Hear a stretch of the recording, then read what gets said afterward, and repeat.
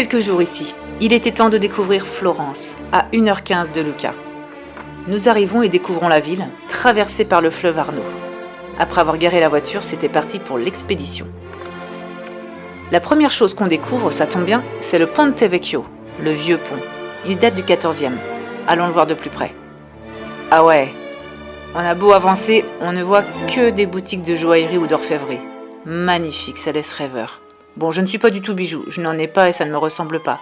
Mais il faut bien avouer que le travail de ces pierres et de cette matière qu'est l'or me laisse admirative.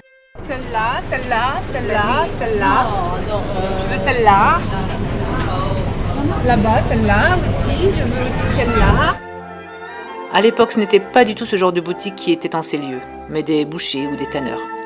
Bon, en tout cas, c'est sûr, il y a du people ici. Le buste que vous voyez là, c'est celui d'un orfèvre célèbre, Cellini. Allez, on continue. On arrive à la Plaza della Signoria, avec en premier plan le Palazzo Vecchio et la Loggia dei Lanzi.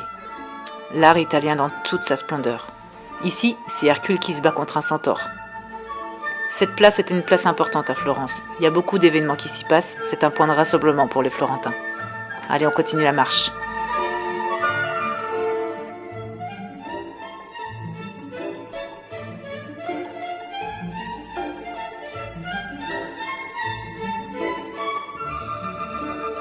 On arrive place de la République. On s'arrête écouter les musiciens.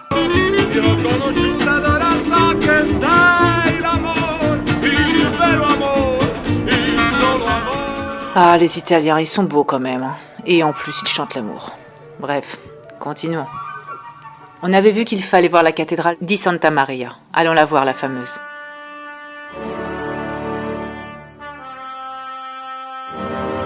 Ah oui, en effet, elle est très belle. Bon, c'est sûr, elle est travaillée, joliment peinte. On en fait le tour, elle est imposante, c'est certain. Mais tout ce monde, toutes ces fourmis qui gravitent autour d'elle m'empêchent de m'imprégner réellement des lieux et de sa beauté. Pour des raisons de sécurité, Christophe n'a pas pu faire voler son drone ici. Tant pis. On vous a fait un petit 3D du coup.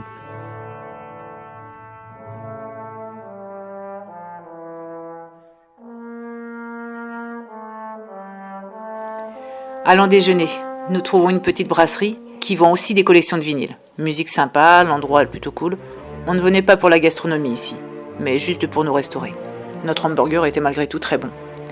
Rassasiés, nous pouvons reprendre la route. Nous prenons la direction du sud de Florence, envie de moins de monde et de jardins. On s'arrête une petite heure dans des jeux d'enfants. Après avoir piétiné toute la matinée, ils ont aussi le droit de jouer et puis nous de nous reposer. Puis nous commençons la visite des jardins de Boboli. Ça paraît gigantesque. C'est grand. Hello. Il leur raconte des conneries, hein. Il n'a rien vu encore. Le jardin à l'italienne, c'est la façon de prendre l'environnement, ici une colline, pour sublimer le paysage.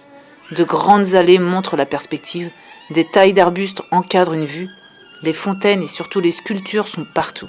Tout est symétrique, grandiose. Baisse la tête. Si on le trouve. Baisse le ventre. La vue de derrière le palais est tout simplement magnifique. La ville est sous nos yeux.